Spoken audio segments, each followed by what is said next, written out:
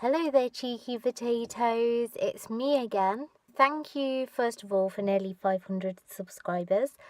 Second of all, I have to tell you my MRI results. Those of you that have been watching about my hips, I thought that I had a hip impingement because all of the symptoms were like pinching and just like painful when squatting and or any movement where the hip is flexed. The results are, it's called an undercoverage laterally, and I'm not sure if he says posteriorly as well. I only got my results over the phone from the guy who's meant to be a specialist, and he referred me for the scan, and he's the one that didn't want to refer me for the scan because I kept asking him and he didn't want to. So he didn't really go into anything in great detail, but I have to wait until I see my GP for the results like written and maybe to find out more. And physio is going to take a very long time to even be able to get an appointment for. This thing that I have, that I think that I have hip dysplasia, it's in both of my hips, which I thought that it could be. Apparently it's just mild, but I would still need to find out more anyway. Luckily I don't need any surgery, well that's what I've been told. I'm not planning on getting any. I don't feel like I would, like, it's quite a horrible surgery. Your hip would need breaking into 4 or 5 parts from what I've seen, and screws need putting in it, and then once they put the screws in there, like, just as an example, if I ever had to have surgery, having hip impingement is probably a lot better for you than having this thing, because here you've got less bone, whereas in an impingement it's just bone that they have to shave away. And some types of impingement can actually stop you from getting arthritis, whereas this type of hip thing, it actually kind of does lead to arthritis. So say if it's caught really late, which I have also read about online, then that can lead to basically hip replacement. So I'm glad that it's been caught early.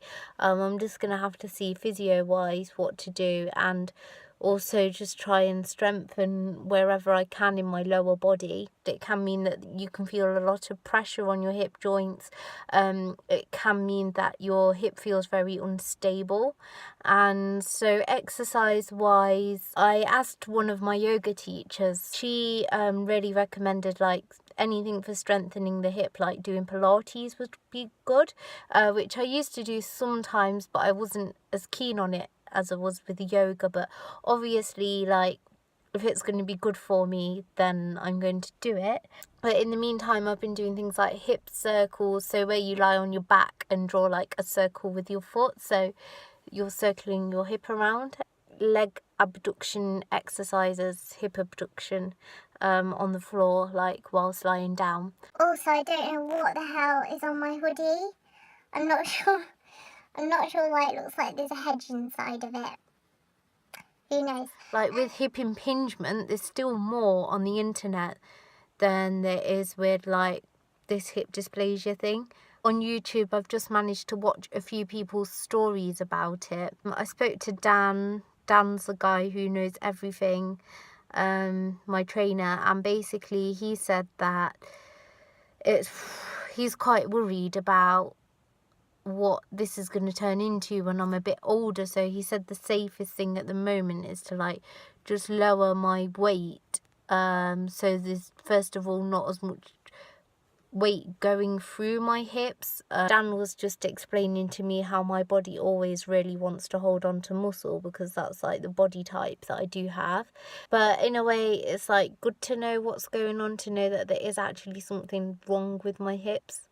But then it's also good so that I can know what to do, like strengthening wise and things like that. Mobility wise, I'm just going to carry on working on my ankles and other things. Just to let you know, I did find out my results like maybe nearly a week ago, something like that, but as it was something that was only done over the phone, I wanted to do my own research, find out a lot more about it before I even like kind of shared it. But I am pretty sure it is hip dysplasia, because that's what kept coming up as undercoverage. Again, the guy on the phone didn't really go into detail and tried to make it sound like there's nothing wrong at all. because he's a bit of a weirdo. They would try and place the hip socket more around the hip joint to fit around it, if that makes sense. So basically this thing that I've got means that my socket, there isn't kind of enough of it, or it's not really covering the hip joint enough. But what I have found by doing my research, there was another girl whose video I watched, and she's from South Africa, and I'll link her video if you're interested in watching it. I can't remember her name right now. And she said that she had to travel even 5 hours away to even get any surgery done, or a proper surgeon that would be able to even do anything about it. Thought that I would first of all talk to Dan, talk to someone that might know about strengthening for the hips, exercise-wise what I can do while I can't even get to a physio or a doctor, because the doctor's appointment is taking ages as well.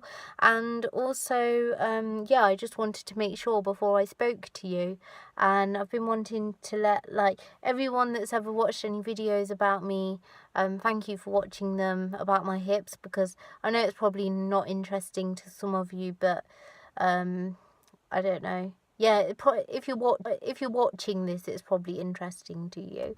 Thank you so much for watching, Cheeky Potatoes, and thank you for always like listening and giving me likes and just things like that, and just listening to my stories.